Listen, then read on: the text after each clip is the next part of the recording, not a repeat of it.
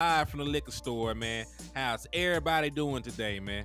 And hey, you see, we got a very special guest finna come get drunk with us in the liquor store. And listen, man, like he is the reason that I be hollering about some Cowboy readers when I be doing my little plug at the beginning of the show, man. So y'all welcome my brother JTuck from CFO Sports over, man. How you living, my guy?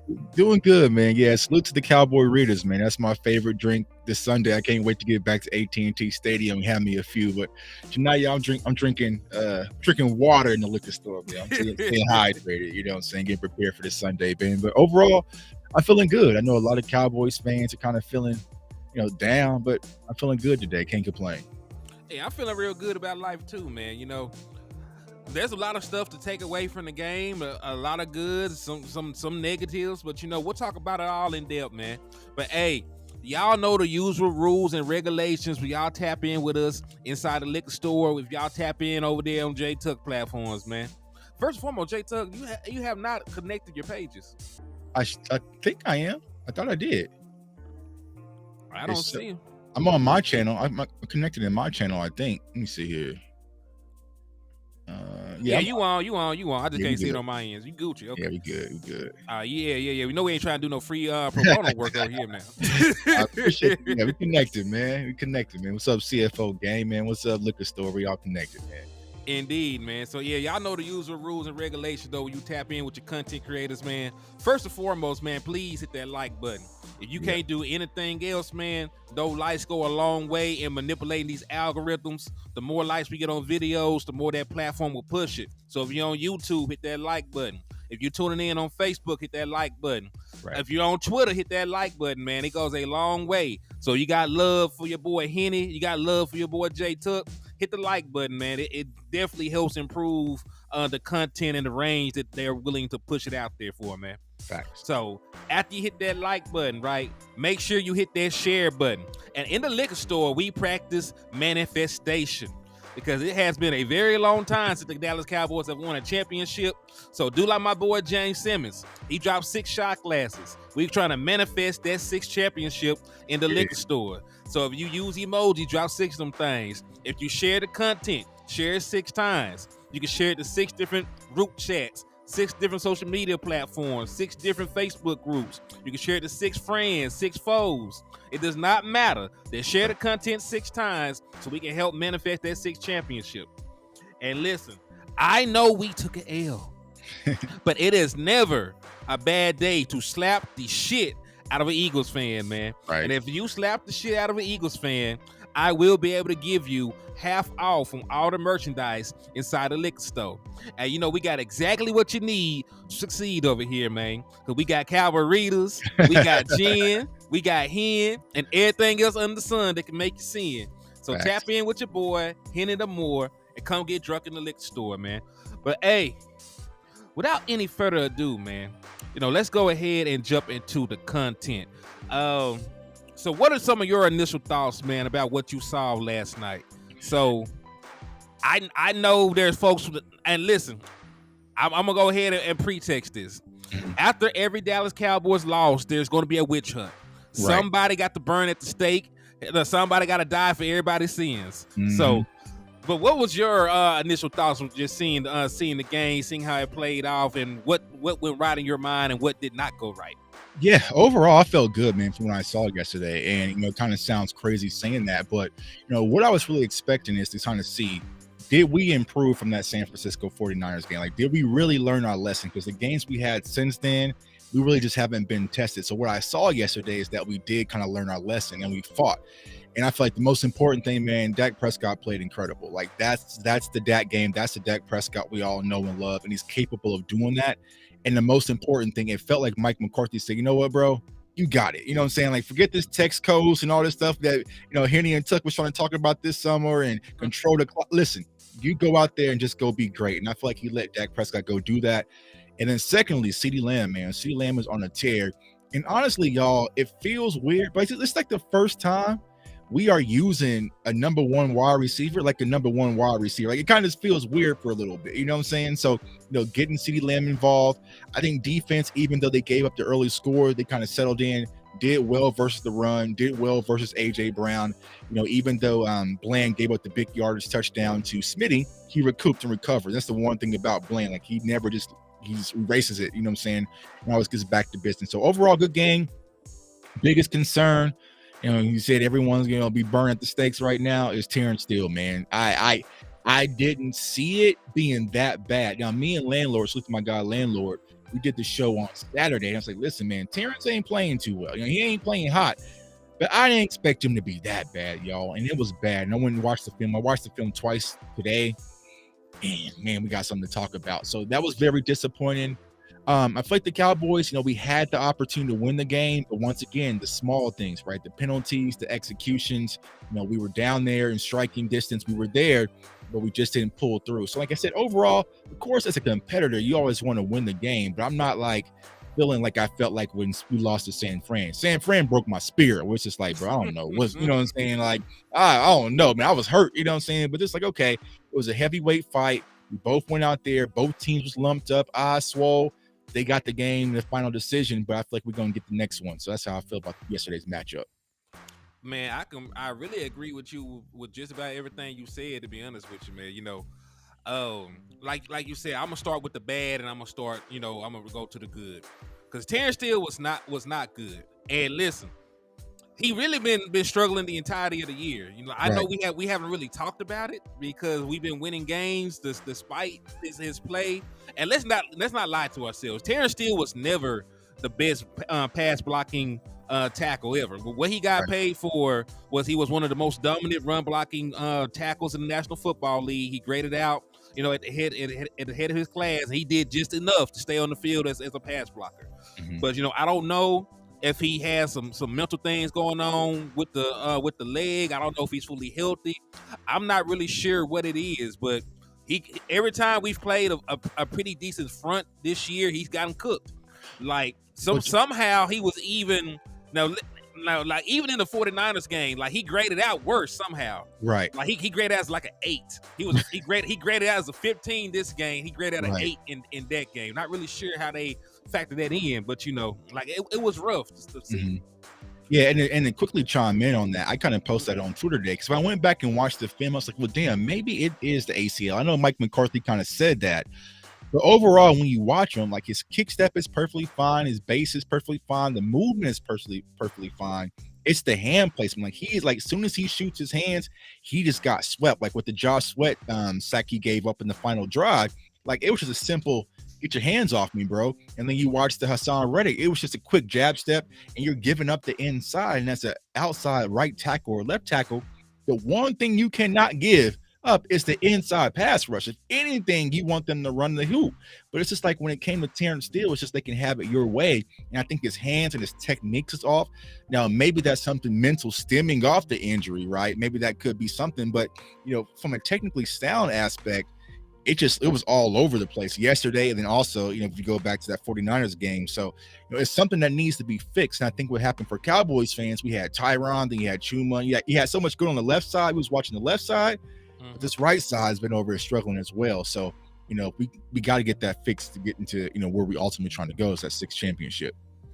Yeah, I think I have the graphic up here, man. Shout out to that boy Marcus Motion, man, because as he said, man, according to PFF, because like different sites will have stuff graded differently, but if you believe PFF, they have him charged with 12 pressures, 7 hurries, and 4 sacks. That is not for the season. That was for last night, because he's given up. If you believe PFL, for the season, he's given up 6 sacks already. There's 9 games left to go. Right. So like he's struggling. Pass blocking grade of a 15. So I want y'all to know, like, this is not on a grading scale. Like, this is just like in school. If you get a 15, that is a F. Right. Hell of an F. You know what I'm saying? Like all you did was sign your name on the damn Yeah. I remember one time in middle school, I had a grade like that in the Spanish class. My mom was like, are you even, you know what I'm saying? Like, you ain't even trying, like, you know what I'm saying? So, yeah, and it's unfortunate, right? Because, Terence Steele coming off the injury, but he got paid, you know what I'm saying? So, Mike McCarthy, once again, kind of made some excuses, coming off the injury. Like, we don't want to hear all that. Y'all paid him. Y'all didn't go attack it in free agency. Y'all didn't go attack the position in the draft.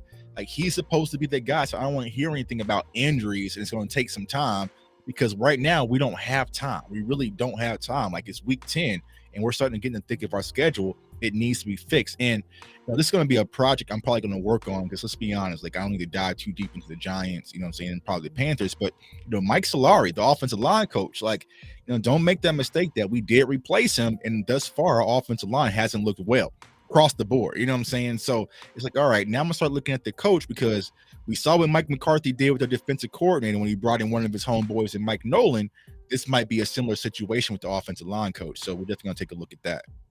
Man, listen, I was all for like the zone style blocking scheme when they first brought it up. I like it. It sounded good on paper, but like, we always know that theory is way different from actually going out there and executing it. Right.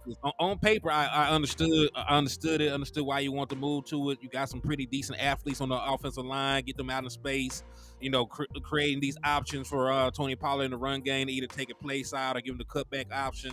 Like, on paper, it sounded good. But, right now you're struggling running the football and you're struggling in pass protection. Right. So even last year, though, like, there were some times where pass pro was a little shaky, but run blocking, you were great at it. Right. Now you don't really even have the strength on your offensive line, because at one point last year, all 5 of your offensive line were great in the top 10 in run block win rate. Right. I'm pretty sure that's not the case this year. Right. Yeah. Yeah, and when we talked about, I think we did this show in the zone run scheme, right? Mm-hmm. And even when you look at it just from the running backs perspective, and it's a whole nother conversation too about the usage of our running backs that we got in that room. But it's like Tony Pollard just isn't pressing the hole and cutting like he was last year. So I'm not sure if he's not trusting the hole. It's a disconnect with our run game, and I feel like it has to be fixed. Now, can we go out there and win games without it? Yes, but we don't want to have Dak having to play hero ball and throw for 400 yards every game to get a win.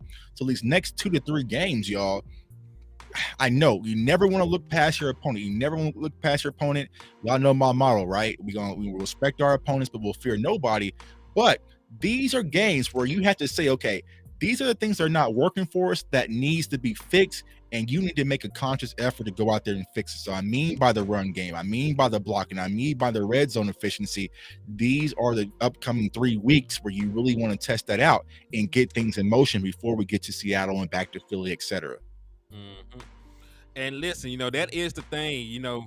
We were good on offense, Dak Prescott, and I'm really before I even go any further, I just need to give my quarterback some flowers, man. Man, this man has been spectacular since the Chargers game.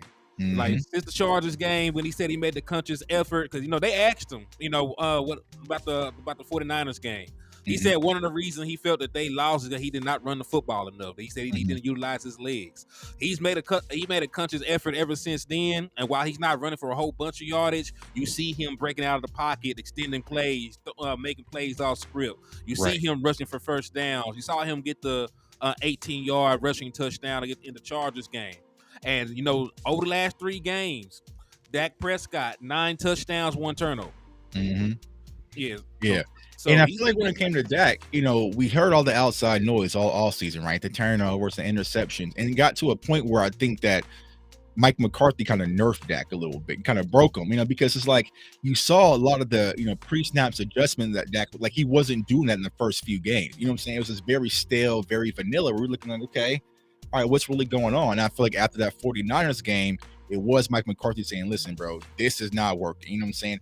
And that's where I really give Mike McCarthy a lot of credit, because most egotistical coaches can be like, nope, it's my philosophy, it's my system, we just gonna run it, right?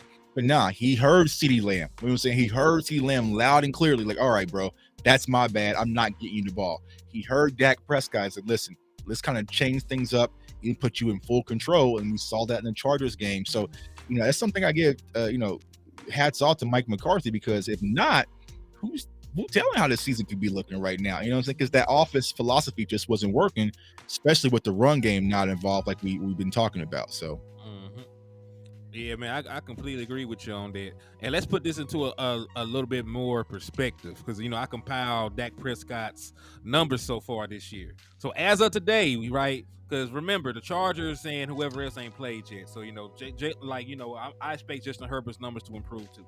But Right. as of right now, before the game, Prescott is 5th in QBR in the NFL. He's 9th in passing touchdowns. You got to remember, the man was only averaging about 1 passing touchdown a game to start the season. Right. But he's still top 10 there. 3rd in completion percentage, 8th in passer rating. So even with the way that the offense started off super slow at a snail pace, Dak Prescott, man, if he continues on this clip, man, like this man might play his way into MVP talks down the way, man. Because he's good at everything. Yeah, just got to win games. And listen, I understand your point about not looking too far into the future, but look at the next slate of games that we have before we play Philadelphia again. You play the Giants, who just lost their quarterback for the season. I pray that Daniel Jones has a speedy recovery, but that man tore his ACL. He's gone. I have no idea who's going to play quarterback for them. You're going to play the Carolina Panthers after that. They got a rookie quarterback. They've won 1 game. Protection up there is not good. Pass receivers not that catcher's not that great. You're gonna play the Commanders. I'm not sure if it's still the case, but at one point Sam Howell was the most sacked quarterback in the NFL. He's currently tied in the NFL for interception thrown. He got 9 already. Then you play the Seattle Seahawks. You play them at home, and they just lost to a team with a post, by 33 points, 34 points, something like that. So if you look at the next slate of games, you will be favored in all 4. You should be able to win all 4. And you look at what the Eagles are going through. They play the Kansas City Chiefs. They play the Bills. They play the 49ers. And then they play us. So theoretically, if you win your 4 games, you only need the Eagles to lose once before you play them. And you will set yourself up in a position to be able to play for tie them record wise. And then you got a much easier schedule than them down the stretch because they still got to play Seattle after you and some more stuff. Now let me ask you this question, bro, because I asked it on Twitter and a lot of people were kind of back and forth. I know you're smarter than them. Knowing our schedule, and I would say probably the next 3 games, would you rest Tyron Smith and bubble wrap him and let Chuma Udoga and Austin Richards get the reps? Because what I'm saying, what we have with Tyron, he has the stinger, like, you know what I'm saying? Like, he was questionable until pretty much game time. Do you risk it these next 2 to 3 games, or would you rather just have Tyron fully healthy for that Seahawks, Philly, Bills, Dolphins push? Me personally, that's where I'm at. That's where I'm feeling like, listen, man, I'm not trying to risk Tyron Smith because more than likely, we all know Tyron's history. You know what I'm saying? So what's your thoughts on that, Henny? Because that's where I'm at right now. A lot of people are like, well, no, Tuck, you got to play our best every game. But I was like, man, I don't know if I want to risk Tyron Smith getting Tyron Smith is at the point if he stretched too hard, he might be out for the season. That's what I'm saying. Like, he's already had the stinger in his neck. You know what I'm saying? He's probably not going to practice all week. But that's the part too, though, because like you can go through all these precautions, he still get hurt. So I don't know how to feel about Tyron. I don't even know how to feel about Tyron at this point. Right. This man might reach down, pick up his son, and throw his disc out.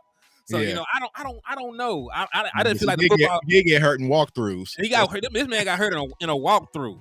Like so I don't know. Like the football guys would definitely punish us for trying to play with them. Like like, all right. Now, I understand the approach and the thought process. That makes sense. Right. But there are always drawbacks. It also depends on who are the pass rushers that we're going to be playing against. Because we already got Terence Steele struggling on this side. Right. So are they going to get? So is Chuma going to get his ass whooped on this side too? So it just depends. Like if we were playing some folks with no pass rush, then maybe we could get away with that. But just given the fact that Tyron Smith, if you breathe on him too hard, he'll get hurt anyway. I might would have throw him out there because the last time Dak got hurt was in the pocket. It wasn't even on an actual sack. He hit his hand on somebody's helmet because the pressure came in. Right. So I don't. So as long as Tyron Smith can get duct taped together and go on the field, like. I might be able to find a way to win a game or 2 without Tyron Smith. I know the season is over with if I lose Dak Prescott right now. Right. But here's what I'm thinking is the way I'm looking at our depth piece, if we get into that thick of the schedule with the Seattles and the Phillies without Tyron Smith, it gets dark for us. You know what I'm saying? With the struggling Terence Steele, and you have Chima Udoga versus Seattle's defensive front versus Philly's defensive front. You know what I'm saying? So that's where I'm just like, bro, I want to protect you for that final push, because I don't want to go into December-ish with no Tyron Smith. You know what I'm saying? This man said Tyron might get hurt brushing his teeth. God damn. I mean, but hey, I'm gonna tell you one thing though, man, because I know that they've been very pig-headed about this. But I wouldn't feel so bad about the Tyron Smith stuff if they move Tyler Smith back out to left tackle. But they're not going to do it. They're not going to do it. They're not. Yeah, y'all can get that. Y'all can get that idea out of y'all head, because they have no intentions of putting Tyler Smith at left tackle. So if something happens to Tyron, it's going to be Chima Udoga or Austin Richards. Or maybe they'll try to go with Matt. Well, you know what I'm saying? I don't. It's something like that, which I don't want. I don't want none of that. You know what I'm saying? I don't want nobody wants none of that. But listen, this is the hole the Dallas Cowboys dug themselves. Because I ain't gonna lie. I was one of the main people trying to push Tyron Smith off of a bridge in the offseason. You may not have seen the shows or anything, but my issue with Tyron Smith is not being a bad player. He's still a top 10 left tackle in my opinion when he plays. The issue is, this man does not really play football that much. He barely got a season worth of games in the last 3 years. Right. So, but you signed him back. You incentivized him playing, all this other stuff. You still should have brought in another left tackle if this was going to be your plan for Tyler. If Tyler was not going to move from that guard spot, you should have brought in a veteran left tackle or drafted yourself a left tackle you could groom. To sit behind him and play.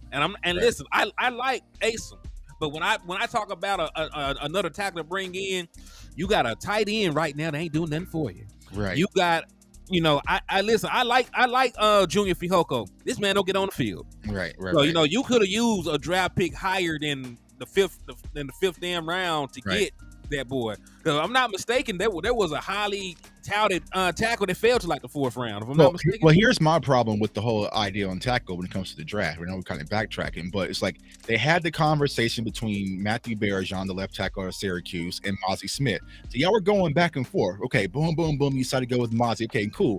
How did you neglect the offensive line until later in the draft? You know what I'm saying? Until day 3 of the draft. Like that's my problem. Like, okay, how was it a necessity on day 1 to a point where you didn't even address it until day 3? Like that's where I just don't understand when it comes to the Cowboys standpoint.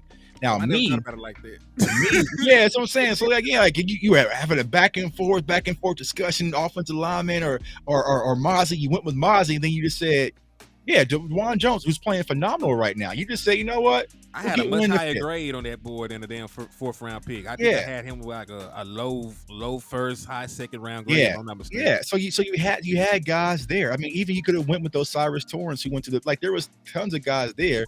They just said, you know what? We'll get one on day 3. I mean, also my problem is with me putting my, Will McClay hat on. Okay, what I would simply do to fix it, I would kick Tyler out to left tackle. I would plug TJ Bass at left guard and get right back to work. You know what I'm saying? But they don't think like that. There's no cross training. So it feels like if something happens to Tyron, Chima or Awesome's going to be the guy.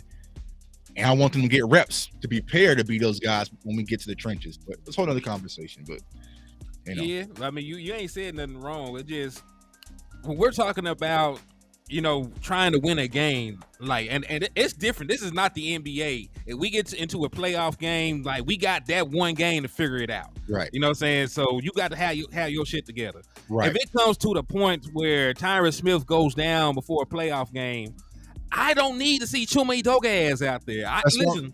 Right. Listen, he cool, whatever. He played good at guard. He has not showed me anything at the tackle position for me to have him out there. And Awesome Richards, you got here a couple months ago. I don't even know you like that, kinfolk. Right. That's what I'm saying. So that's what I'm saying. And I'm trying. And I think it's just, for me, it's proactive thinking versus reactive. And I feel like that's the Cowboys' biggest problem. You know what I'm saying?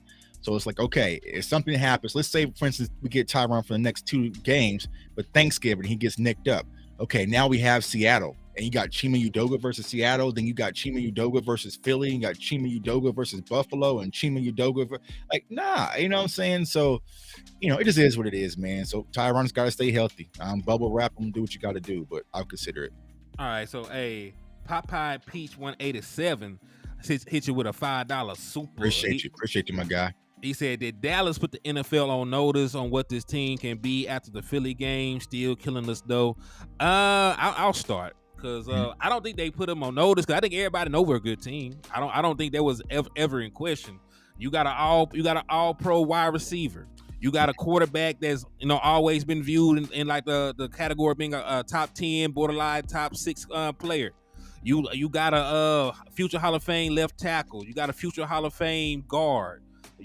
I know the Pro Bowl is a fan vote, but Tyler Biadasz still made a Pro Bowl selection. Mm-hmm.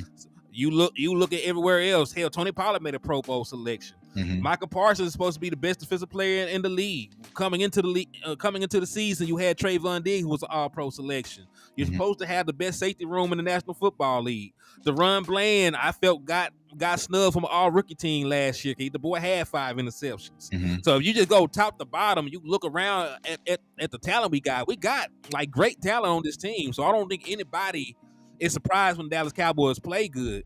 But like we've always been a good team. Hey, we won a playoff game last year. We back-to-back 12-win seasons. So I don't think we put anybody on notice. We've been a good team. It just, are we going to be one of the better teams in the NFL? Are we going to go to an NFC Championship game? Are we going to win a Super Bowl? Are we going to win a division with Philly in it? And Philly's on a very good run right now. Those are the questions I think that need to be answered still. But I don't think that we put anybody on notice. We've been a good team.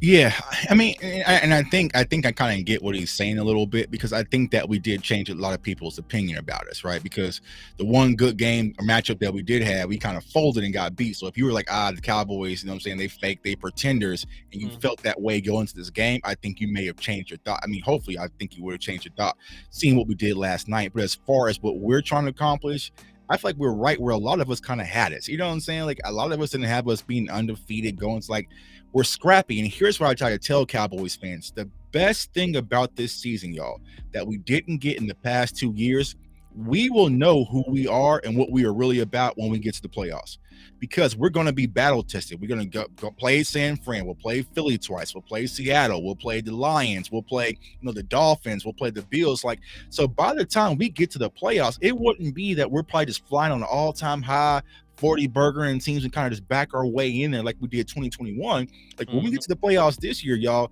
we going to be lumped up, swollen, eyes black, but we going to build that callus to be like, okay, we've been on the road. We played this team before. We played, these type of opponents. There's nothing to really fear. And I think that's going to help us for the playoffs, because my biggest ask for Mike McCarthy, right? And he's done what I've been asking him. I mean, even though we had some, a little bit left to play, right? But the consistency of getting to the playoffs, right? Because think about this in the Jason Garrett era. 2021 would have happened. We lost to the San Francisco 49ers in the wild card. We got to wait a whole nother year until we get back. You know what I'm saying? Because there's always been that fall off year when we go 8-8, miss the playoffs. And then a year later we get, you know what I'm saying? But this year we stacked, you know what I'm saying? We went to the wild card, loss. Last year, divisional loss. Okay, so now let's get back to the playoffs and get back to work. So, that's where I'm at. It's just build that toughness, build that identity. So when you get to the playoffs, you know who you are. I'm saying, you know who you are, you know what you're capable of, and there should be no question marks. And I feel like that's going to be our biggest help this season. Man, I completely agree with you on that, man. Like you said, we will be battle tested, but just because we're going to be battle tested, I still feel like we're going to win a bunch of games, because I think we have a very favorable stretch, coming up. Because who we got? We got the Giants, we got the Commanders twice, we got the Panthers.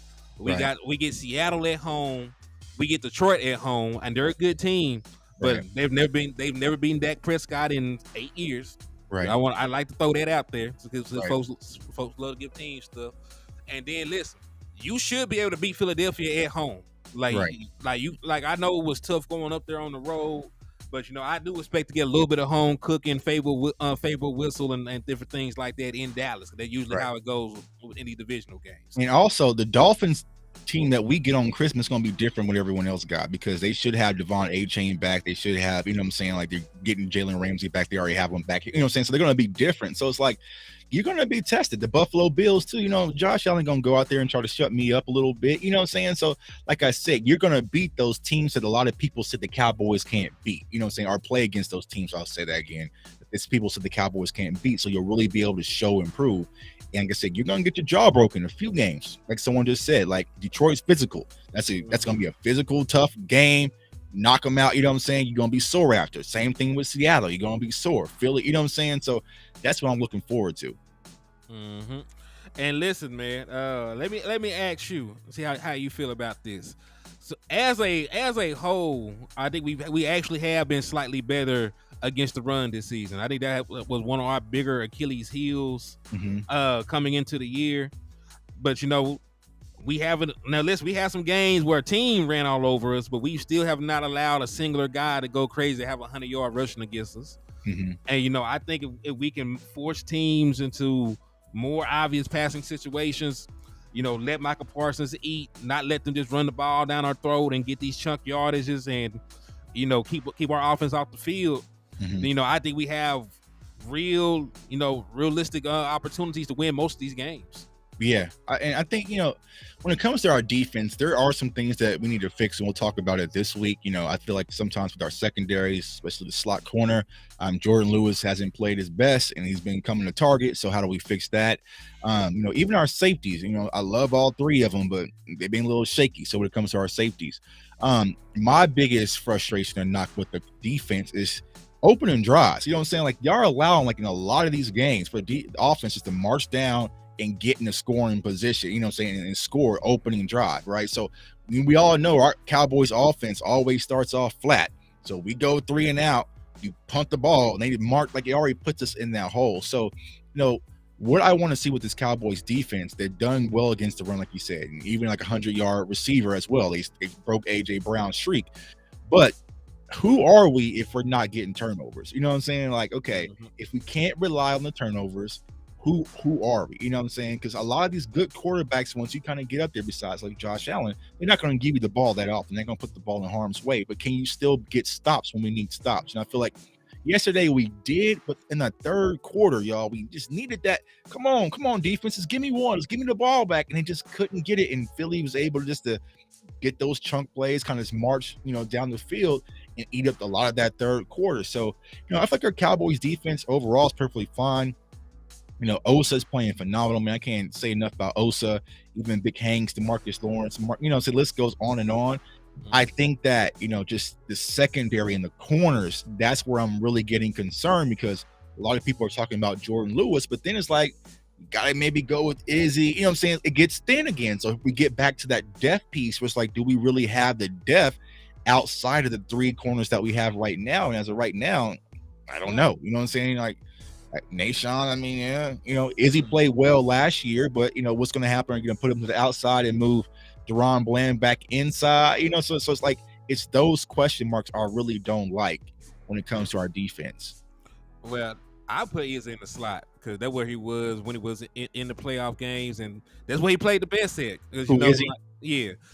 Because that's mostly where he played in the playoff game when he was following Chris Godwin around. Right. So I listen, at this point, I'm willing to kick the tires on Izzy. Not just because the man came on the show or anything, but just from a full football standpoint. Right. Like he's long, he's athletic, he's younger, he's not coming off. And listen, I know we're not gonna give anybody an excuse for injury, but everybody that was hurt last year is not playing. Right, a little shaky. Right. Like every single person. Tony Pollard, broke. And listen, I am gonna say, like, I do feel like some of these guys are coming back slightly too fast. Because I don't understand how Tony Pollard broke his leg in January, right, and was the starting running back by September. Right. The same thing with Jay Lou. He took a little bit more time to come back, but he did have a very tough injury to recoup from that lens frac. Right. And then you look at Terence Steele struggling. Now listen, this man tore some shit I never heard of in his leg. He tore some shit called a MPFL. Right. I don't know what that is. That sounds like a football league. Right, but what the Cowboys do, right? They'll give them that bag and rush them out there hella quick. You know what I'm saying? Like, oh yeah, quick turnaround. And they'll post a few off-season videos. Terrence Steele looks better than he ever looked before. Like, bro, like, like it's here's this unfortunate part. They're gonna do the same thing with Diggs next year. But it's just like they rush these players back, and you're just not fully themselves and fully capable. And like, it shows. Michael Gallup, it shows that he wasn't healthy last year at all. Also, your boy hit you with another 5-piece. Appreciate you. He said, "Is Micah being neutralized to an extent if they not calling holding on him?" I mean, he got 1.5 sacks, Right. and they held him all damn game. I ain't Right. gonna hold you. So Yeah. but it's like the Shaq thing. Like they fouled Shaq every time down there, but Right. like Michael Parsons have like a 5-sack game if they didn't hold that man. Right, So because there was even one where they held him in the end zone. You know what I'm saying? So this is like, but it's just like with Micah, they just say, oh, just play through it because he's so dominant. Just like you said, like the Shaq thing. So, it is what it is. But I like the way they kind of moved Micah around yesterday as well versus just banging him against Lane Johnson all game. So it feels like they learned their lesson, from last year. But overall, man, they're holding Micah, but Micah's getting pressure. They know what Micah can do if you have to play him straight up. He's going to get to the quarterback. Mm-hmm. Yeah, I most definitely agree. I don't know, man. But like you said though, like the spin the block and go back around about how we lost this game. Mm-hmm. Like it was like a game of inches, Yep. Like I know that's cliche as hell, but think about the slight little nuance things that did not happen. Mm-hmm. Right? We talk about the Jake Ferguson. We talked about the Schoonmaker touchdown at the goal. That should he didn't cross the plane. Mm-hmm. Two things didn't happen. One, he really didn't get enough depth, on the route, and two, Jake Ferguson did not pick him. It was a pick play, and Right. I know it was a pick play because they ran mirror concepts. They did the Right. same thing on the other side. Right. So how I know for a fact it should have been a pick play. Right. So Jake Ferguson, if he had did his job, Schoonmaker is there wide open for a touchdown. It's not even remotely close. You think here's my one problem with that play. Mm-hmm. Is that if you know what the concept is, which of course they do, the route should be going to Jake Ferguson. You know what I'm saying? Like it should be Schoon running the pick. You know what I'm saying? But it's like, yeah. But I feel like what the Cowboys did in crunch time, they really put players who just not capable yet in bad situations. Like even go to the 4th and 8 when they went to Tober, even though my guy Tober finally got his kind of breakout game. It was like 4th and 8 game on the line at the time, bro. You're not going to Tober. You know what I'm saying? And you also had Jake Ferguson right in the scenes. I think Dak missed him, but it's like, sometimes it's just those little things like Henny was saying, like a game of inches and execution. You know what I'm saying? And I'd rather that go to Jake Ferguson with the game that he's having versus Schoonmaker, who's been dropping, fumbling. Like it just wasn't his time to call and play his way. Mm-hmm. Then hell, you showed me the video on when Terence Steele got beat. Yeah. So that was the last play with like 28 seconds left. So a lot of people are saying, Dak needs to throw the ball away. I was like, one, Terence got smoked. There was nowhere to go, even if you want to throw the ball away, because you can't just throw the ball on the ground. But if Terence would have held that block, y'all, I'm not sure if you can pull it up on Twitter, but you had Kevontae Turpin matched up with the linebacker on the corner route, and Dak had the matchup and the look that he wanted. It was dead open. You just couldn't get the ball off. Like he was ready, but this Terence just got smoked and gave up the pressure to Josh Sweat, and there was nothing he could do about it. So, it comes down to execution. Like even when we were on the 6-yard line, like listen, you can't have those stupid penalties. You know what I'm saying? Because even if we didn't get the false start, we was going to run that draw play, and all of our heads would explode because that draw play was blown up. Like Reddick was right there. He stunned it right there in the B gap. Like there was nowhere to go. So that was a stupid play call in the first place. But it just comes down to execution, even with Dak, just stepping on the 2-point conversion, like just those little things. When you're playing a good team, that's the difference maker. And that's definitely what was the difference yesterday. It's just execution and just a game of yardage. The one thing I really didn't like is when we did get the ball back, they was way too casual with tempo. I'm like, go ahead, press up, press a little bit. You know what I'm saying? Get to know tempo. It's just like they were just cool, calm, and collected. But if you go back to 2020, y'all, we all know clock management ain't Mike McCarthy's strong point. Now, every year they hire some professional that's going to take over the data analytics and clock management, and we get the same results. You know what I'm saying? So, that's the one thing. It's like, all right, you got to fix that, because if that was a playoff game, if that was yesterday was a playoff game, I'm hurt now, for real. You know what I'm saying? Because that's a game where you're in the divisional or NFC championship. Like we had that game, we were the better team, we should have won, but these little stupid things cost us the game. So these are something I hope we build on, so when we get to playoffs, we know, okay, I gotta run this slant a little deeper to pick off. You know what I'm saying? I gotta know where the sticks are. I gotta, those little things, so they add up. Man, you ain't lied there. Like you said, man, like if it was an actual playoff game, we played our hearts out like that, and we lost on some bullshit. Because Right, certain guy didn't get enough depth, certain guys didn't right. rub, certain guys, and that is one thing too, though. And I do have to put some blame on Mike McCarthy for this. You sat there and you watched Terence Steele get his ass whooped for 4 quarters, and you did nothing to help that man. No adjustments. Like that's your guy. You're supposed to protect him from himself sometimes. Right. So why you didn't have a tight end over there to chip? But why you didn't have a running back out there to help him out? Give him some help. Do something different to help him. Because listen, once you start getting your ass whooped like that, it is going to become mental at one point. Right. And it speeds up your quarterback. Now, in the second round of the NFL draft, we had to go get a blocking tight end. You know what I'm saying? Like, all right, we'll go get your blocking tight end to go help your right tackle who was getting smoked off that edge. You know what I'm saying? Like, you could have had, Ferguson chip and then release, and that probably would still open things up in the seams. But it's just like that play changed everything. Because if you watch the play, everybody just ran verticals on the right side. It was just like you had I'm trying to think who it was. I think it was, I'm trying to remember. It was CD. I think he ran like a post, and then you had Turpin on the corner. I think it was Michael Gallup, can't remember. But yeah, like the right side, it was just all vertical. So you didn't have to have, Jake Ferguson just run the direct vertical. You could have had him chip and help block a little bit with, Terence Steele, but they didn't. They still didn't. And, it just is what it is. But those are the small things, Cowboys Nation, that can cost you in the playoff time. So we can't let that happen. Man, at all. Because think about it, man. It was a 5-point game.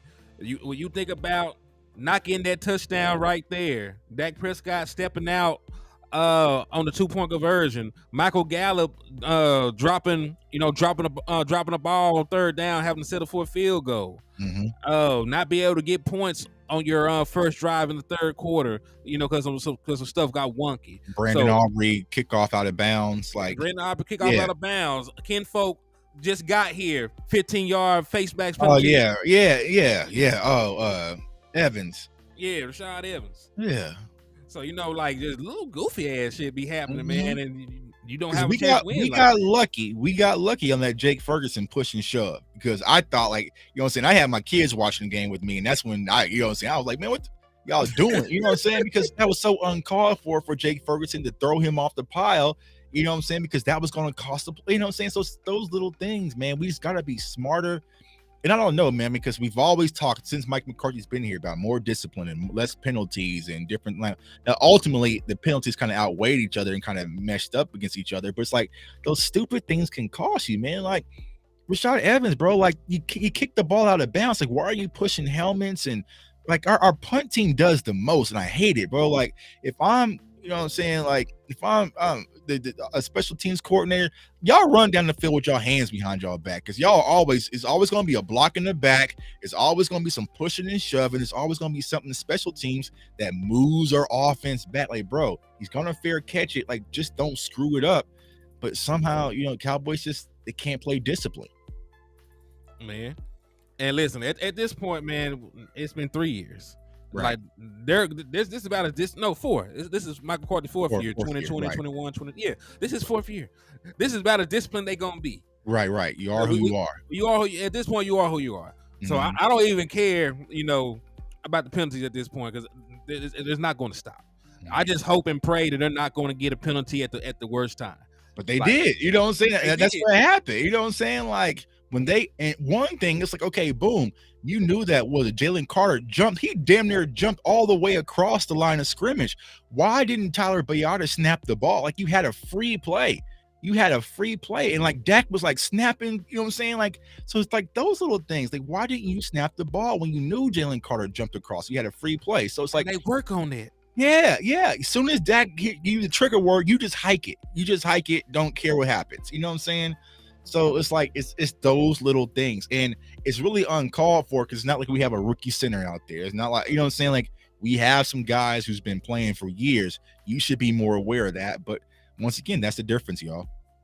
He said Aubrey was shook for a minute. I thought he was going. Yeah, he had me worried, man. When he banged that kick in, then he shanked it out of bounds on that kick. I'm like, oh man, don't break on me, not today, bro, not today. Then he rebounded with that field goal. Like, okay. Yeah. Like, shit, Yeah, man. okay, yeah.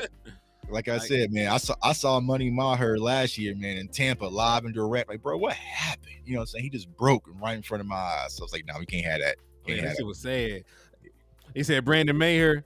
Ah, man. Don't do that. Don't do my boy like that. No, man. Hey, don't you put that evil on me, Ricky. Don't put that evil on me, bro. Hell no, man. Because I remember out there in San Fran last year in warm-ups, and I was right there in the end zone, and Maher was just shanking wild, like chip ins. He was just shanking. And I was like, he ain't got it today, y'all. You know what I'm saying? And Jerry Jones came down, and Mike McCarthy talked about him. So stuff like that changes your thought process and your play calling. So, hey, man, I just thank God that this man played a different sport before here. I don't know. I think the soccer background might have helped this boy. Yeah. Soccer's brutal, man. You know what I'm saying? You can see it all in soccer. You know what I'm saying? You think NFL fans are bad, man. Them soccer fans don't care. They'll throw a bottle at your head. Man, hey, them motherfuckers savage, dog. Yeah, man. Salute to Sporting KC, man. We just advanced in the playoffs last night. HC knocked out the number 1 seed. You know what I'm saying? So salute to our home soccer thing. But it's rowdy out there, man. You know hey, at this rate, we might have to pull off a wild card Super Bowl run. Yeah, but we do have one of the few head coaches who's done it. Because people forget, Mike McCarthy did not win his division the year that him and Aaron Rodgers won that Super Bowl. They took that shit on the road. Well, I think someone posted today, we are in the 6th seed. So if we're in the 6th seed, we got to go back to Levi Stadium. But if we're in the 5th seed, we get to go to New Orleans or Atlanta. Yeah, you know Tampa. what I'm saying? We go to a crazy NFC South. Like you're telling people, like, listen, man, things gonna get bad. You know what I'm saying? We either get the 5th or that 7th. You know what I'm saying? Get the 5th or that 7th will be good. You know what I'm saying? But we're gonna continue to bang out, continue to fight. Like I said, I want to see some fight in this team, but I ain't trying to go to San Fran first game. Nah.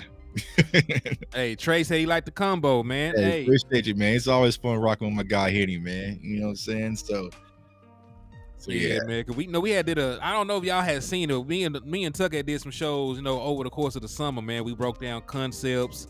We talked about this Texas Coast system. We broke down Dagger and Lion and Dragon and these different passing concepts, and we also talked about the zone blocking style run scheme. So we always have a good time talking X's and O's, man, when they come over here. Facts. So let me see. I got a couple more slides before we get out of here. Bet. All right. So just hollering at John Owen. This is his list of takeaways from the game. I'm gonna go through here and see if you agree with these. Okay. Dak. I'm gonna change this first one. Dak is great. Yeah, I'm gonna throw that out there. Bag. So let me ask y'all, without looking at the stats, like who are the quarterbacks playing better than Dak Prescott in the NFC right now? Without looking, like who are the quarterbacks that are playing better than Dak Prescott right now in the NFC? Oh, come on, man. What do you mean he's playing well? He didn't win the game. Yeah. Man, I'm just saying, like right now, the guys like the guys who are ahead of him, like Kirk Cousins out for the year. Like I know people don't ever like to bring Kirk Cousins up, but Kirk Cousins always has great seasons that get mired by the fact they don't ever win games. Right. But like he was like leading the NFL in passing touchdowns. He's gone. Jalen Hurts is doing decent, but he only has 2 more passing touchdowns in another full game. Has a lower completion percentage, lower everything else. So I'm gonna give the nod to Dak. The boy in Detroit was Jared Goff. One less completing a lower percent of his passes, one less passing touchdowns, same amount of interceptions. Like Dak is playing real good football. Like you might be able to make the damn argument, that he is like the first or second quarterback in the NFC right now, especially if he keeps on this damn pace. Here, folks, thank you, Joe. I love y'all, man. Like I love y'all dudes, man. He said, Goff and like in my opinion, like Goff and Dak are like probably the quarterback. You might be able to throw Jalen Hurts in just what he does on the ground. Right. So those are probably the 3 best quarterbacks I'll in the NFC. Geno. I haven't looked at Geno got 9 passing touchdowns. Okay. He's averaging like 1 touchdown a game. Just got his ass whooped. I'm not giving that Geno right. He got smoked yesterday. Yeah. So Tyron Smith look awesome. Yes, Tyron Smith was manhandling dudes out there, man. Like I said, rest him, man. Like I need that for them big games, bro. I need them games when I need that for that big game. But he said Hurts is a running back. That's why I said top 3. I ain't gonna put him over Dak. Yeah, I'm not gonna put him over Dak, but I'm not the guy that says that, as a black man, I'm not gonna say that a black Russian quarterback, is a running back. Like folks put that stigma on folks, and I always been like a Mike Vick, Cam Newton fan, even though they never played for the Cowboys. It's part of the game, It's part. And Jalen played well yesterday. You know what I'm saying? You got to give him some effort because they gave him that shot. They gave him that Mahomes. You know what I'm saying? Some of that vibranium from Mahomes he had from the Super Bowl, and he came back out there. But, he played well. You know what I'm saying? And that's why I was saying yesterday, because a lot of Cowboys fans like, why would you want him to come back? Like, nah, bro. Like, sometimes you got to let people just go in the backyard and throw hands and scrap it out. And that's what I wanted to see. Like, all right, we're going to put the Eagles and the Cowboys in the backyard. Let them fight and scrap it out. Now, in the third quarter, the referees showed up and started calling the police. You know what I'm saying? You know what I'm saying? But it was a dog fight. You know what I'm saying? Like, no, we got to fight. You know what I'm saying? That first half, like, you got to fight. The referee said, nah, bye. He said Herbert went deep and Gardner knocked that shit away. I be forgetting there's a football game going on. Yeah. It's that. In ours. Right. Like I said, listen, at this point, I'm looking forward to the Giants. Man, last night, man, I had a bet for the $300 for Dak to get over 14.5 rushing yards. How many rushing yards? Yeah, 14. I thought he had 16. No, he lost 2. He gave him 14. That's some bullshit. I was so hurt, bro. I was so hurt. I think they gave him 14. They gave him 14 on the dot, so I lost by half a yard. Oh, that's some bullshit. I was so hurt. That's what I said. I didn't even want to watch those. I was more mad about that than the loss. You know what I'm saying? We being real. So. He said Herbert 3 and out. That sound like Kellen Moore. Yeah. All right, so let's damn, man. You got me rethinking my damn parlays right now. That half a point got me, bro. Got me. Evil. He said Jake Ferguson is legit tight end number 1. Yeah, he is. He's playing. Listen, I had my doubts just because I haven't seen it before. Coming into the season, I'm the guy that always believe in production over over projection. So I had seen Dalton Schultz be good with Dak Prescott, and I wasn't too sure about Jake because it was a very small sample size. Right. He's showing me that he's like that. Right. Like he's showing me that he's like that. So I'm very happy with what Jake Ferguson is doing. And shit, he might end up being, what Travis Kelce said. Travis Kelce said he would like this. So I'm gonna take his word for it at this point. But in all honesty, we could have just kept Dalton Schultz and Jake Ferguson and really listen, when I bring that up, people get very defensive about it. Why though? Because folks don't really like Dalton Schultz. Maybe because he be blocking folks on Twitter and shit. I don't. Yeah. That's probably what it is. Yeah, he got everybody blocked, man. I remember when Dalton Schultz blocked me. The day Dalton Schultz blocked me, I dropped a Trey McBride film breakdown. And he blocked me just like it was the craziest thing ever. Like I dropped the Trey McBride tight end. It was like, man, I love this. You'll say this tight end, boo, boo, boo. All of a sudden, it was just like Dalton Schultz blocked me. I'm like, damn, bro. Like, but you know how to find a spot in the zone. You know what I'm saying? Like he was a reliable target. And we see what he's doing out there in Houston too. So you could have had him and Ferguson and then could have kept Hendershot. But it is what it is. Yeah, he keeps saying Dalton left. Listen, Dalton turned down that contract. That don't mean that you had to stop it and not offer him another one. Right. If you believe the reports, Dak turned down his contract. Right. Hey, listen. Dalton Schultz is in Houston pulling foes and throwing money at the strippers. He living his best life. Yeah. So I ain't tripping on it. But you could have got a better tight end in the draft if you gonna do some shit like that. Sam Laporta. Like Sam Laporta was a better option. The Kincaid boy at this point it looked like a better option. Mm-hmm. You know what I'm saying? Hey, if it helps you win games, is it overpaying? Because I don't look at it like that. Because I'm spending a billionaire's money in my mind. Because I ain't paying these dudes shit. Right. Right. I mean, we just gave $100 million to a right tackle coming off a MCACL injury. And you know what I'm saying? He got an 8 great, you know what I'm saying? So it's like, at the thing with the overpay, it's like, it's not overpay if there's value. You know what I'm saying? And he was a reliable target for your quarterback. You know what I'm saying? So, you know. Hey, listen. In a perfect world, we would have. In a perfect world, we have C.D. Lamb, Amari Cooper, Calvin Ridley. Like, listen, I love spending other people's money in my mind. Right. I don't know about y'all, but I got a super team built in my mind, and like Jerry Jones covered. Right. But hey, so there's a couple more of these. Terence Steele, major concern. Hell yeah. Yeah. We already talked about it. Man got his ass whooped all year. Matter of fact, let me take this down, man. I hate doubling down on my boy because I fool with Terence Steele. I was standing on the table for them to re-sign this man. Right. So I want y'all to understand. Like, I wanted them to pay Terence Steele. Right. Because I believe in him, and I still do. It's just a rough patch. Maybe with time and not getting left on an island to fend for himself, he will be a better player as the season progresses. But let me pull this up from PFF just to show y'all the year he's having so far. I'm going to screen share this shit, and y'all know he ain't passing none of these grades. Like, he got to retake he got to retake the 9th grade. Yeah. But there's still time to help this man out on his final exam or some shit. So these are his grades, and again, part of this is because, like I said, they don't give the man help. Like, he just out there fighting for his life.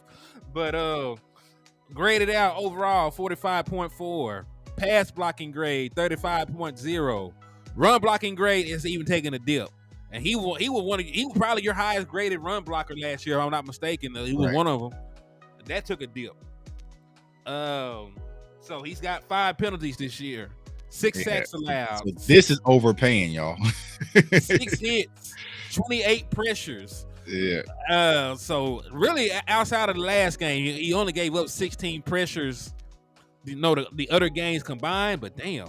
Yeah, bro, he getting smoked. You getting smoked, bro. And don't think, you know what I'm saying, because I have access to it, or had access to it. NFL teams got the same information, so they know what side to go line Reddick overall. You know what I'm saying? Like, they know. And so they seen the same thing that we seeing, and man, he's out there getting hooked. Because listen, like I said, he was never the best pass blocker, but let me tell you his pass blocking grades the years prior, and we were fine with it. 60.9. That's a D is passing in most places. 63.7 last year before he went down. Right? Dropped to 35. Run blocking 2021 when we were, saying he should take Lael Collins' job, because Lael Collins was out there looking very suspect. Right. 67.3. Last year, this man was an 82.1 grade as a run blocker. So he was exceptional. Like, he was a monster run blocking last year. And again, injury, probably his confidence, probably them. And listen, this is a new scheme for him too. So there's a bunch of things that go into this. I don't just think you wake up one day and you sorry. Right. Like, I don't believe that you just wake up one day and you sorry as hell. But like I said, injury, new scheme. He's struggling in pass pro, and the coach, leaving him out there alone with no help. So there's a litany of things, that's going on with Terence Steele right now. Right. So I do want to know this, man. Like, how confident are you that he'll turn it around? Not next year, because I think a year removed from his injury, he'll be better. But what's your confidence he'll turn it around at the end of this year? I think he will. I think he will, because I think he's feeling the sting from what happened yesterday. Like, he has to feel bad. You know what I'm saying?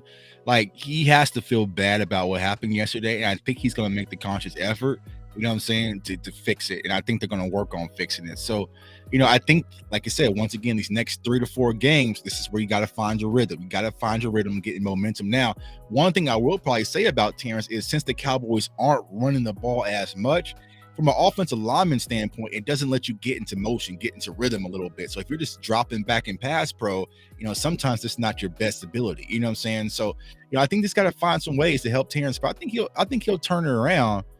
But Yeah, he better do it quick. He better do it quick. These are type of grades where your mama gotta come sit in class at the back of your class. You know what I'm saying? I think what the hell you doing? Yeah, man. These type of grades where mama gotta go sit in the back of the head of the class, man. You know what I'm saying? And make you raise your hand and ask a question. Y'all know y'all been there. I've been there. You know what I'm saying? Man, real talk, man. So let me see something. I'm really surprised by these couple penalties. I'm really surprised that he's has this many penalties along with the sacks. Yeah. Hey, listen. At this point, every time you feel like you're getting beat, kinfolk, just snatch them up. Right. Because we seen with the officiating, they ain't gonna call it all the goddamn time. Right.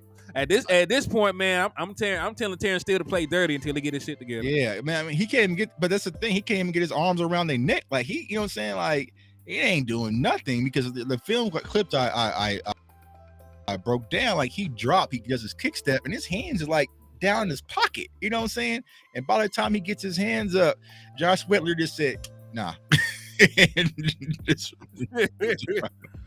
So, do I think it's the offensive line coach? I don't know, man. I really don't know. Like I said, I'm gonna look into Mike Solari a little bit more.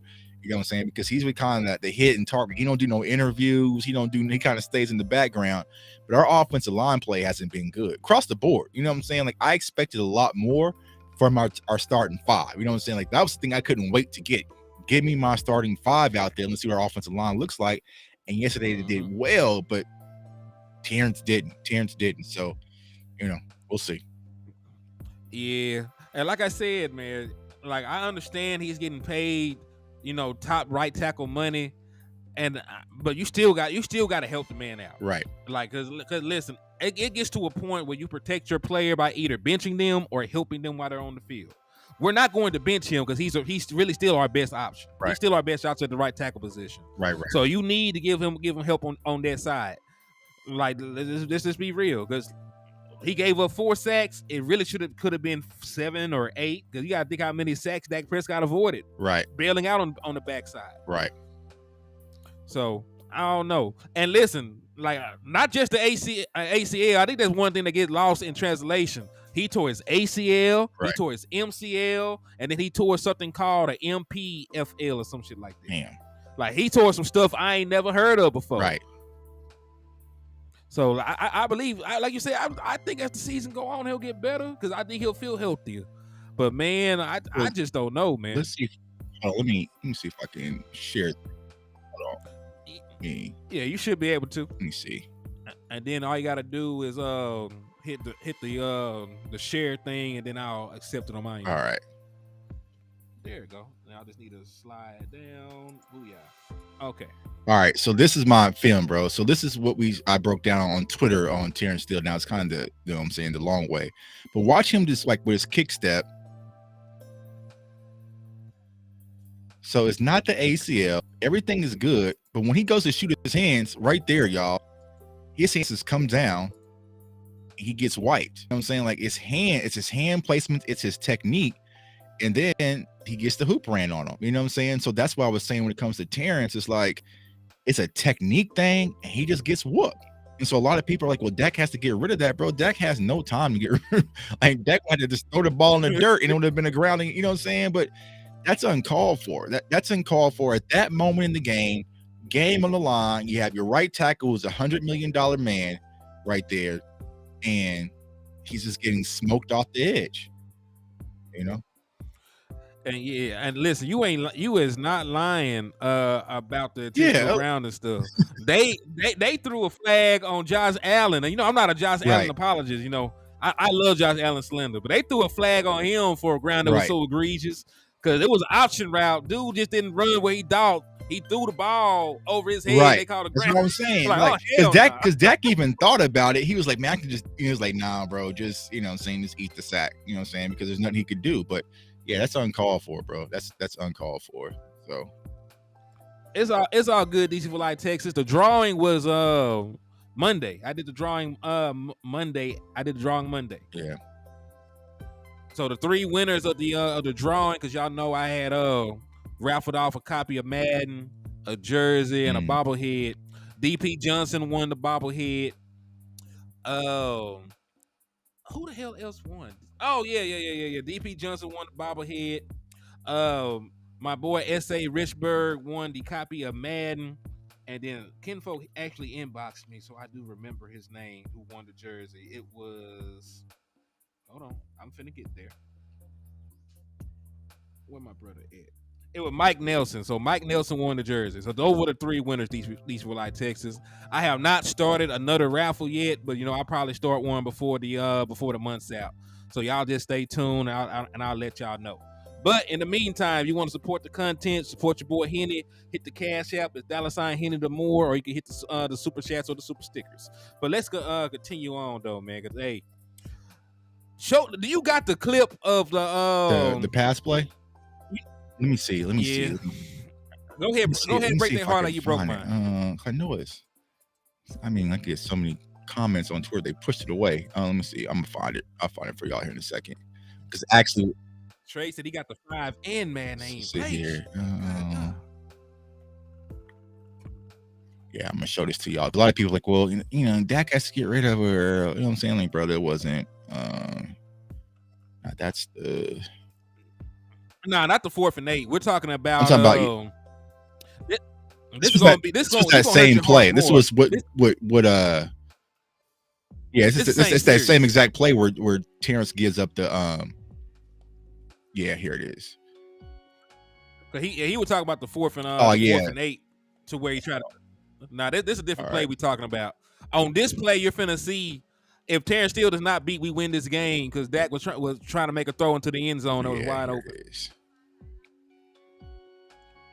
All right, so I think this is Michael Gallup. So Michael Gallup's going to pull this corner out, and you're going to have Kevontae Turpin right here lined up versus the linebacker. This is a linebacker, and you're going to watch this linebacker. He's going to shift and try to force Turpin out inside, but Turpin does such a good job on this corner route, he's still going to get the leverage on the inside, and he's going to be wide open, and this is where Dak was trying to go with the ball. So 1 second here. Nah, we ain't talking about this is the play where Terrence gets smoked. So watch Kevontae Turpin right there in that corner route, y'all. Like Dak would have put this ball right there, and we would have been good. But Terrence still got smoked. There was nowhere, you know what I'm saying? Like right there, that was the play. That was the game. You had Kevontae Turpin matched up on a slow number 52 linebacker. The call was good. It was there. It's just Terrence still got smoked on the play, and yeah, that route was clean. That route was so clean too. Like Turpin cooked him on like bam, because he sold the outside, pushes inside, you know what I'm saying? And then right there, man, it's you know what I'm saying, because the 52 is even lost. He's even lost to where he's at. You know what I'm saying? That corner and this corner right here is cleared out with Gallup. It was there, y'all. It was there. Like we would have, that was it. That was a good night. And that's why you should have gave Terence Steele help. That was a good night, y'all. Yeah, it was over. Yeah, it was over. A good night. But you know what I'm saying? It's the little things that adds up. It's the little things that adds up. And so he said, "Make you mad." It does, man. Man. Listen, I'm saying sometimes the film will calm you down, but sometimes the film will kind of just boil. It piss you off. But listen, the reason it pisses people off because we talked about this shit all week. We said that we could protect Dak Prescott up front. He could tear up that suspect ass secondary. The issue was we really couldn't protect them. And listen, most of the pressures and stuff came from one side. So offensive coaching staff, offensive coordinators, Mike McCarthy, the play caller. After the second sack, after maybe the fourth pressure, why the hell did you not help your boy out? Like it's like you watched the car wreck and you couldn't turn away. Facts. So that's more so to it because listen, Terence Steele under a different coaching staff would not have had a game that bad. They would not have allowed him to have a game that bad. And like, listen, getting benched sometimes to say, listen, bro, today's just not your day. You know what I'm saying? Right now, it's just not your day. We got to go somewhere else. You know what I'm saying? But to sit there and let it consistently happen, never give him no help. Never give him no help. Never gave him no help. And that's sort of the reason why I'm upset with Terence Steele. It's like, dog, like Mike McCarthy, you are not a bystander. Right. You make the calls. Right. Like, do Right. something. Yeah. Like think of it like you playing basketball. If I'm guarding Henny and I'm getting cooked up, man, come double team. You know what I'm saying? Or switch or do something. Like y'all gonna let me out here get 40 dropped on my head. You know what I'm saying? Like we ain't gonna switch the zone, do nothing. Like they just let them kind of go out there. And yeah, I'm gonna do a film breakdown on it, but y'all gonna see a lot of times when he's getting smoked, there was no help. It's just him 1-on-1 and the Eagles On edge the rushers island. licking their chops. But it just is what it is. So we gotta improve. You got to improve, y'all, and make some adjustments. But it's the small things that add up, and ultimately, that's what led to our loss yesterday. Man, it's sickening though, man, because everything we said we're gonna play out really played out though. Like if you look at it, we said this would not be Tony Pollard Right. get right game because we're already suspect running the football. They're a real good run defense, and guess what? TP really didn't do much on the ground. We said Dak Prescott, CD Lamb, these pass catchers will have a big game against the secondary, and guess what? Went out there, threw for almost 400 yards. Could have threw for like 4 or 5 touchdowns if some protection held up. So it sucks because everything we said we would need to do to win this game and attack this team and yada yada, that shit played out for the most part. It was just like not getting a fumble here, not getting depth here. There's all these small death by 1,000 paper cuts basically. So he said, "Why doesn't Steele say something to his OC?" Nah, that's pride. That's pride. Who really ain't gonna do it. Hey man, I'm getting cooked. I need help out here. Like, you know what I'm saying? Like, I ain't that. Hey, I know y'all seen that Kevin Hart stand up. Help me, help! He ain't going out like that.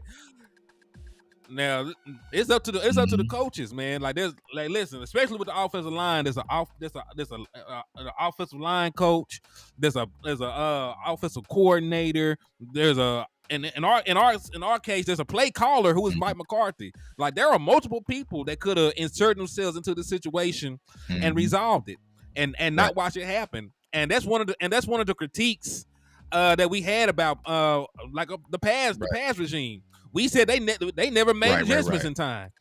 Like, and that was a key adjustment in this game. Like, yeah, you got cute. You opened up the offense a little bit. You got to do some more sets that Dak Prescott was more comfortable with. Like y'all threw the ball past the sticks and then live on this little quick passing game like you usually do. But you still neglected the protection. So shit, I don't know, man. Yeah, small things, y'all. But we're gonna be all right. So yeah, man. I don't know. You got any closing? Nah, like I said, overall, Cowboys Nation, I know it sucks losing, especially to them. You know what I'm saying? They gonna troll. But here's the thing, y'all. Even if we won, they was gonna play that same game. Like, we're still tied for first in the division, and we'll see it in the same. Like they was gonna say the whole game. You know what I'm saying? So don't let them people get y'all rattled up. Focus on the goal, man. Our focus is not to beat the Eagles. Our focus is to win the championship. So continue to build, continue to work. You know what I'm saying? I know us content creators, we're going to continue to work. We're going to find solutions. We all solution-based. We ain't going to sit here and just cry about it. We ain't going to sit here and say, I'm Terence Steele. Like, no, bro. We're going to figure out how to help Terence. You know what I'm saying? We're going to find ways to help Terence. Hopefully the Cowboys will too. So remain optimistic about this season. Today's the last day we talking about it. We're going to move on to New York tomorrow and get back to work. So I appreciate each and every one of y'all for y'all seeing me for the first time. JTuck151 on all social media platforms. My YouTube channel, CFO Sports. Come over, like, subscribe. Do a lot of film breakdown, weekly scouting reports, have great guests like my guy Henny on. Just a fun community, man. So definitely come be a part of it. Have my bro Landlord on Saturday. So definitely don't miss out. And then I'm also linking up with my, Dez Bryant with the High Point Fantasy team. I'll be a part of that team. If you're going to be at the game on Sunday, I will be out there live at the Dez Bryant tailgate. Just doing some stuff with Dez, man, representing Cowboys Nation and getting ready to go get this victory on Sunday. So I appreciate each and every one of y'all. Facts, man. And listen, the Dallas Cowboys, like, looking forward, we're going to be favored in the next 4 games. You're going to be favored in the next 4 games. Win all 4, and if Philadelphia drops even 1 game, you're right back in the same spot that you were yesterday, playing for the damn division. So, hey, Wes ain't on here, but y'all know what that boy be saying, man. Never look down because the sky is up, man. The stars up, man. Peace.